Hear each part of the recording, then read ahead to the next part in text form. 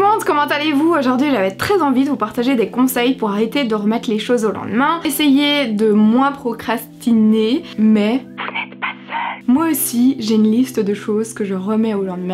J'ai pas envie de faire et que je laisse la traîner. Être organisée ne signifie pas être parfaite comme je le dis souvent. Moi aussi j'ai une liste de choses que je procrastine et que je n'ai pas envie de faire. Comme tout être humain je pense. Ne soyez pas apeurés. On a tous cette liste de choses qu'on ne veut pas faire. Mais j'ai quand même quelques petits conseils pour essayer de s'améliorer. Essayer d'y arriver petit à petit sans faire trop d'efforts non plus parce qu'il faut pas trop nous en demander. Non mais sincèrement, s'il y a bien une liste des choses que l'on ne veut pas faire, faut bien nous motiver et trouver des petites astuces je pense. Donc c'est parti, je vous partage ça. Première chose, faire une liste de tout ce que vous repoussez un max. Vraiment toutes ces choses qui sont horribles pour vous. Et deuxième petit conseil à travers ce listing, c'est de les classer par ce qui est le plus compliqué, le plus chiant pour vous, par le plus facile et le moins lourd quoi.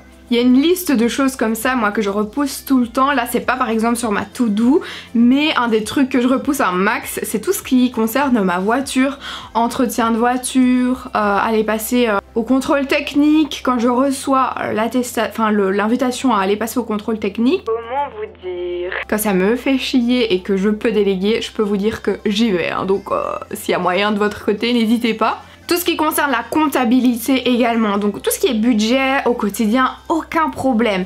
Mais j'ai une comptable d'indépendante, il faut rentrer un listing client pour le 31 mars, tout des trucs comme ça. C'est vraiment des trucs qui me gavent, ce genre d'obligation. Donc ça je le fais, mais je le fais vraiment à la der quoi. Premier conseil, vraiment tout lister et puis trier avec un ordre. On va commencer par mettre le plus compliqué au dessus et puis en dessous ce qui est un petit peu plus simple mais ce qu'on procrastine quand même, tel que prendre des petits rendez-vous chez tout ce qui est médecin, rendez-vous pour l'ophtalmo, etc. Bon sorry mais je prends mon petit déj en même temps, une salade de fruits, c'est l'entracte. Mes bananes sont un petit peu ramollasses là. Alors je sais pas chez vous le temps, mais ici on peut peut-être entendre la pluie à travers ma vidéo, il fait dégueu. Le temps n'est pas là pour nous motiver à faire cette liste de choses. Hein. Je suis désolée. Hein. Le troisième conseil que j'ai à vous partager, c'est s'il y a une tâche que l'on doit vraiment intégrer dans son quotidien, parce que c'est une tâche que l'on doit avoir dans son quotidien mais que l'on procrastine tout le temps. C'est vraiment de l'intégrer mais petit à petit, étape par étape. Je sais pas si vous avez vu ma vidéo où je vous partage mes conseils pour atteindre vos objectifs. Je vous la mets dans le petit i juste en haut à droite de cette vidéo. C'est vraiment pour comprendre comment on peut intégrer une nouvelle bonne habitude, comment atteindre ses objectifs mais sans être trop brusque avec soi-même. Il y a vraiment un guide qui est là pour vous aider et vous aiguiller. Par exemple la comptabilité, moi j'ai décidé d'un truc, c'est de faire ça mois après mois plutôt que de faire ça tout 6 mois plus tard. Et puis de me dire oh mon dieu j'aurais mieux fait de faire ça petit à petit parce qu'au final ça va me prendre 4 jours entiers là et j'en peux déjà plus. Alors que si j'avais fait une demi-journée par mois toute l'année, ça m'aurait pris beaucoup moins de temps et ça aurait été moins contraignant et donc je l'aurais beaucoup moins repoussé. Donc si vous pouvez intégrer ces moments là dans votre planning, prendre un tout petit peu de temps, si vous avez besoin de 10 minutes par jour pour éviter de le procrastiner, faites-le. Mais d'y aller vraiment en douceur sans vous brusquer, c'est le plus important. Quatrième conseil, il va concerner tout ce que vous avez sur cette to-do list qui vous demande de la concentration. Si cela vous demande de la concentration, évitez toute distraction. Je ne suis pas là pour faire des rimes, mais vous m'avez compris je pense. C'est-à-dire que si vous avez besoin d'être attentif, de faire tout ce qui est compta comme j'ai déjà pu le citer, ça c'est vraiment moi mon number one, donc c'est pour ça que j'y pense tout le temps. Mais cela peut être un travail pour vos études, cela peut être lire des contrats pour votre boulot, etc.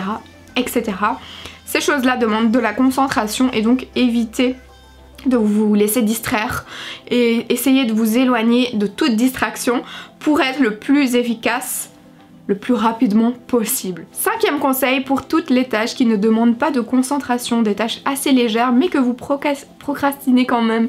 Par exemple laver le réfrigérateur, remettre en ordre votre dressing, votre bureau. C'est peut-être des choses que vous accumulez et que vous vous dites oh non j'ai pas envie de faire ça. Hop. Et hop, vous en êtes là aujourd'hui, il y a énormément de choses à faire.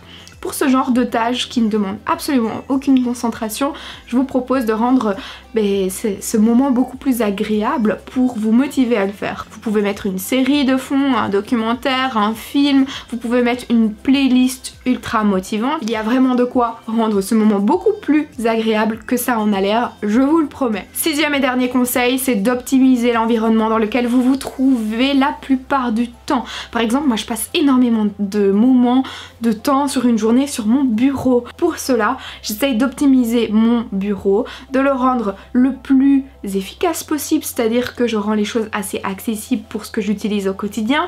Je le rends agréable visuellement, j'essaye pas trop d'encombrer ma vue parce que je sais que sinon je vais être déconcentrée, de me donner l'envie d'y rester et surtout de changer quand j'ai envie de changer. Un petit cadre, une petite déco, mais surtout de bien toujours tout trier, tout ranger, d'avoir un espace dégagé, vraiment de rendre cet environnement le plus agréable possible pour moi. J'ai été ravie de vous partager mes petits conseils. Moi aussi j'ai une liste interminable de choses à faire, mais je suis sûre que vous en avez également. Maintenant qu'il n'y a plus de secret entre nous, à vous de me dire en commentaire quelles sont les tâches que vous procrastinez un max, qu'est-ce qu'il se trouve sur cette to-do list interminable. J'ai hâte de vous lire et d'en savoir un petit peu plus sur vous. Je vous fais plein de gros bisous et je vous dis à la prochaine. Mouah.